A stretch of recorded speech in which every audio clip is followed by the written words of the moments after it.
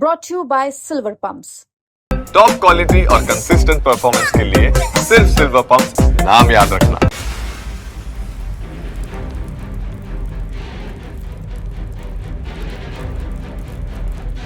29 नोव्हेंबरचा विष्णू चाटेच्या कार्यालयाबाहेरचा वाल्मिक कराड आणि त्याच्या साथीदारांचा व्हिडिओ समोर आल्यानंतर संतोष देशमुख हत्या प्रकरणाला एक नवीन वळण आलं। या सीसीटीव्ही व्हिडिओनंतर आता सुदर्शन घुले, प्रतीक घुले आणि वाल्मिक कराडचा त्याच दिवशीचा आणखीन एक व्हिडिओ समोर आलाय।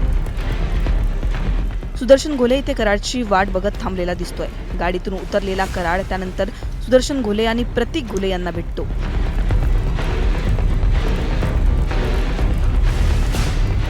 सुदर्शन घुलेने हा व्हिडिओ त्याच्या सोशल मीडियावर 30 तारखेला शेअर केला होता। यानंतर त्याच दिवशीचे या आरोपींचे फोटो देखील समोर आलेत।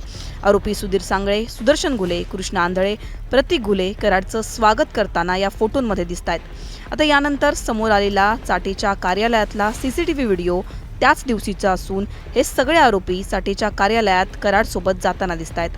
निलंबित PSI राजेश पाटीलही या नव्या सीसीटीव्ही व्हिडिओमध्ये दिसतायत। कराडनं केजमध्ये याच दिवशी 1.5 कोटींची मालमत्ता खरेदी केल्याचं सुद्धा समजतंय।